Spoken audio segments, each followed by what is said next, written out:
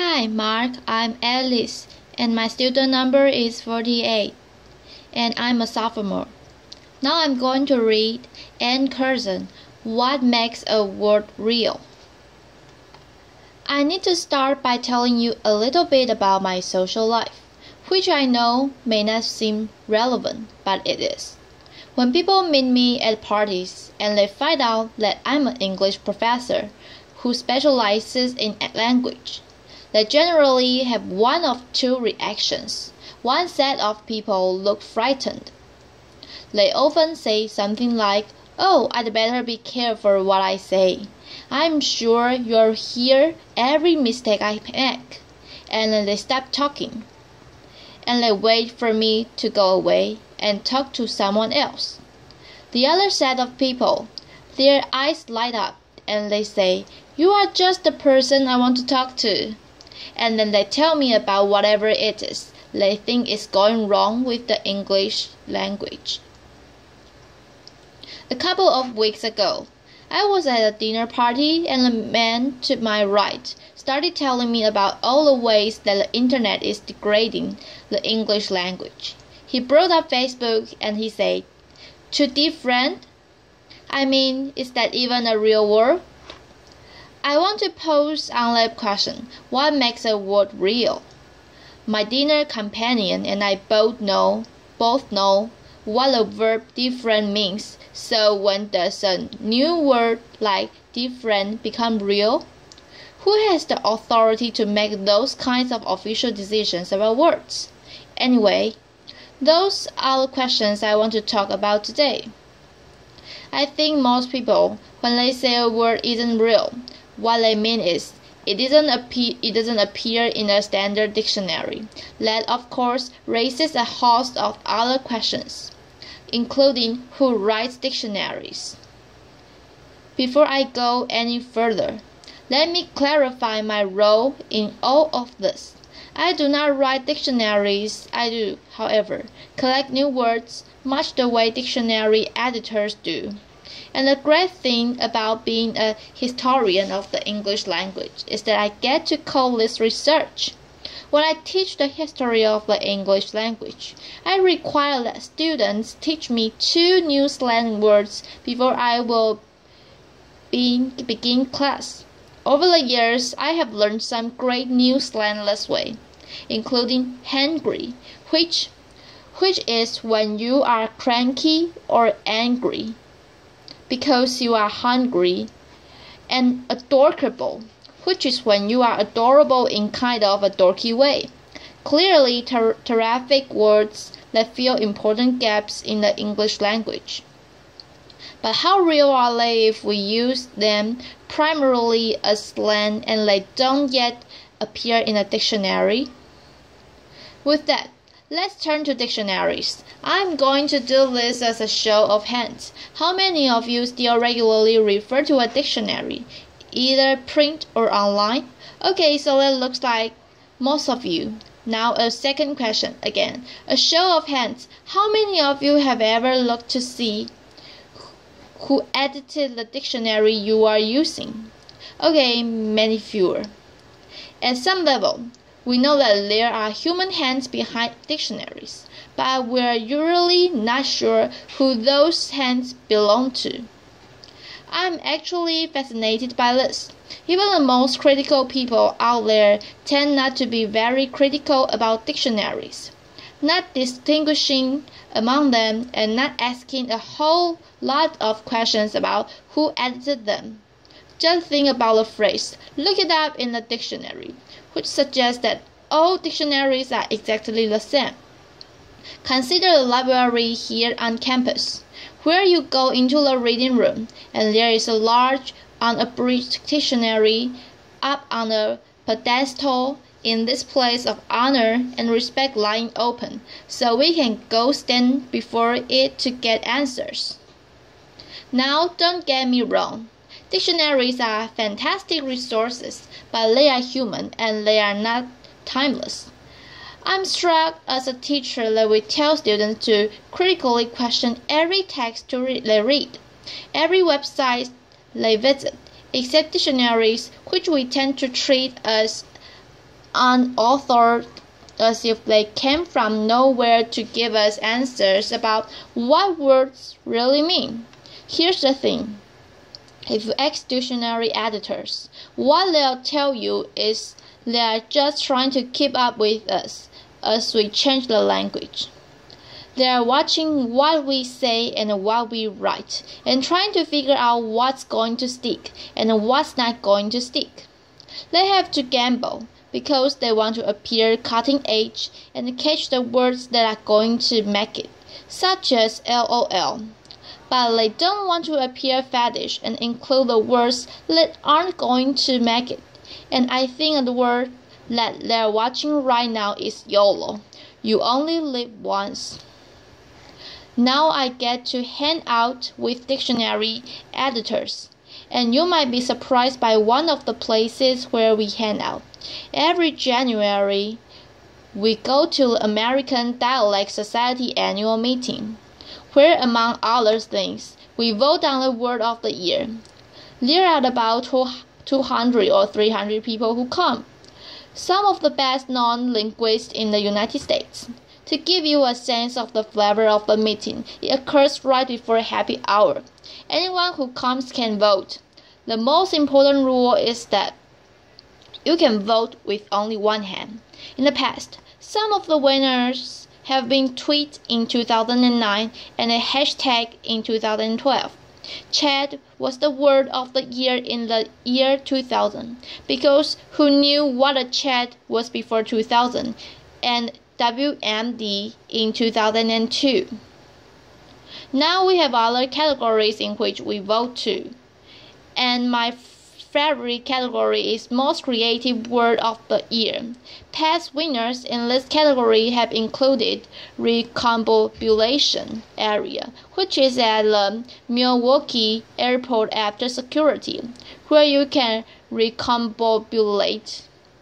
You can put your belt back on, put your computer bag in your bag, and then my all-time favorite word at this vote, which is multi-slacking. And multi-slacking is the act of having multiple windows up on your screen so it looks like you are working when you are actually goofing around on the web. Will all of these words stick? Absolutely not. And we have made some questionable choices. For example, in 2006, when the word of the year was Plutoed, to mean demoted. But some of the past winners now seem completely unremarkable, such as app, and E as a prefix, and Google as a verb. Now, a few weeks before our vote, Lake Superior State University issues its list of banished words for the year.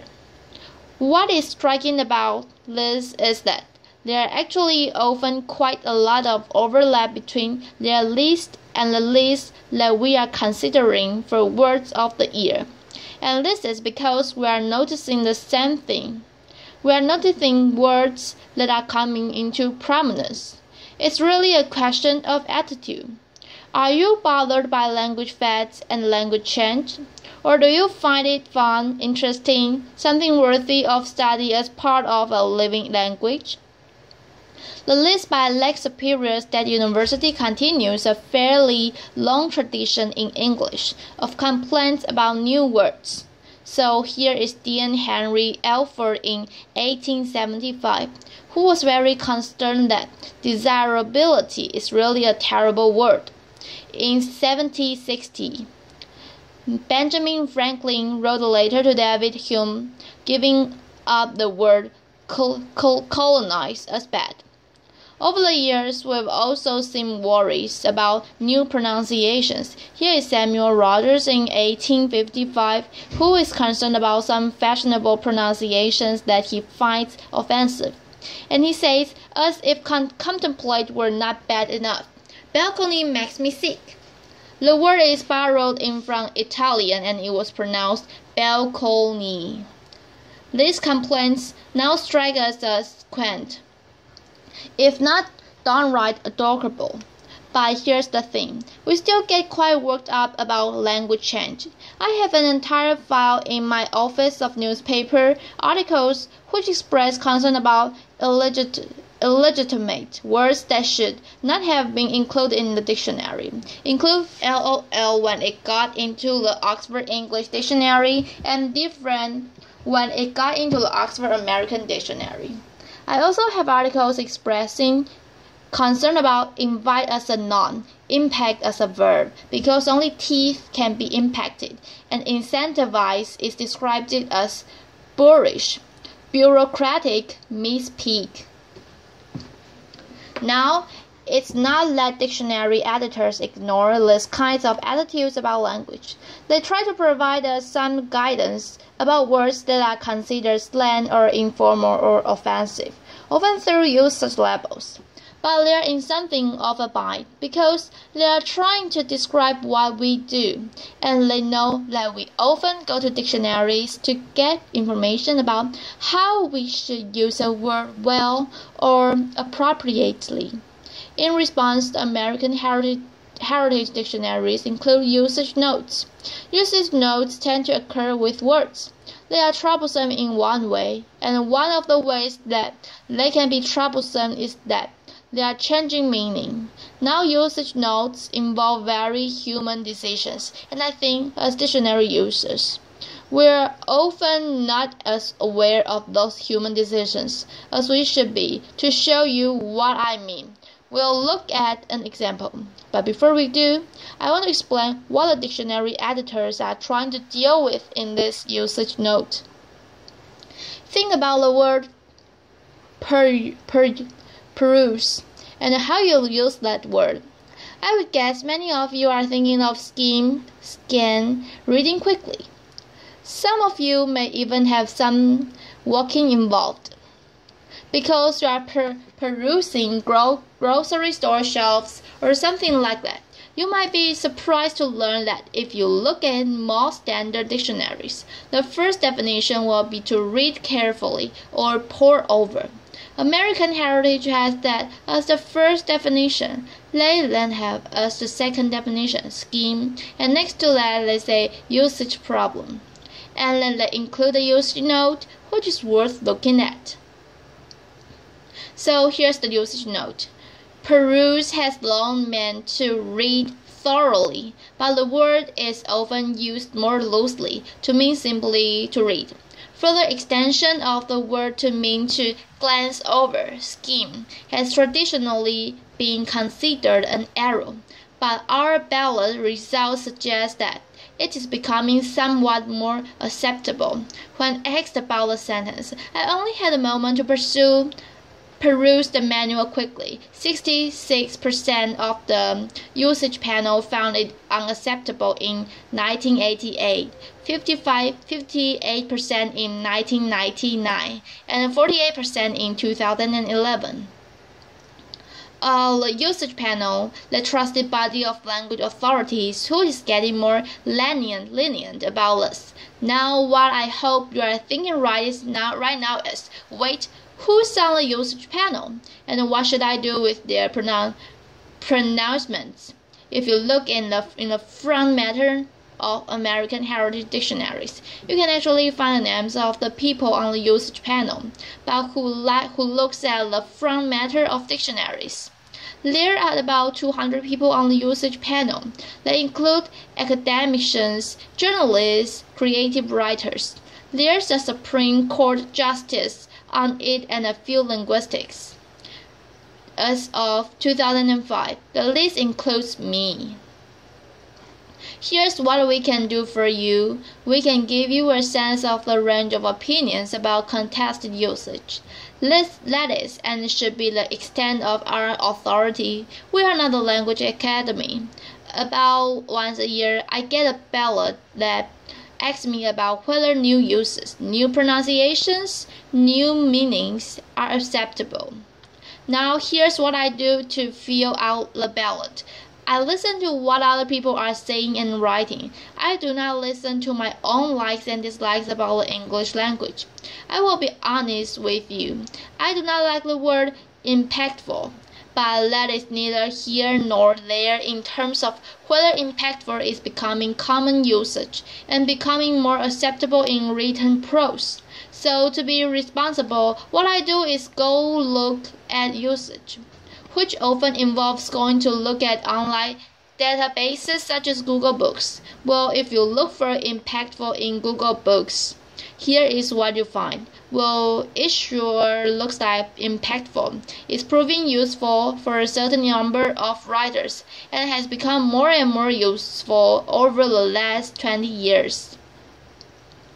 Now there are going to be changes that all of us don't like in the language. There are going to be changes where you think, really? Does the language have to change that way? What I'm saying is, we should be less quick to decide that change is terrible. We should be less quick to impose our likes and dislikes about words on other people, and we should be entirely reluctant to think that the English language is in trouble. It's not. It is rich and vibrant and filled with the creativity of the speakers who speak it. In retrospect, we think it's fascinating that the word nice used to mean silly, and the word decimate used to mean to kill 1 in every 10. We think that Ben Franklin was being silly to worry about notice as a verb. Well, you know what? We are going to look pretty silly in 100 years for worrying about impact as a verb and invite as a noun. The language is not going to change so fast that we can't keep up. Language just doesn't work that way. I hope that what we can do is find language change not worrisome but fun and fascinating, just the way dictionary editors do. I hope you can enjoy being part of the creativity that is continually remaking our language and keeping it robust. So, how does a word get into a dictionary? It gets in because we use it and we keep using it. And dictionary editors are paying attention to us. If you are thinking, but let's all of us decide what words mean, I would say yes, it does, and it always has. Dictionaries are a wonderful guide and resource, but there is no objective dictionary authority out there. That is the final arbiter about what words mean. If a community of speakers is using a word and knows what it means, it's real. That word might be slangy. That word might be informal. That word might be a word that you think is illogical or unnecessary, but that word that we're using, that word is real. Thank you. Bye bye, Mark.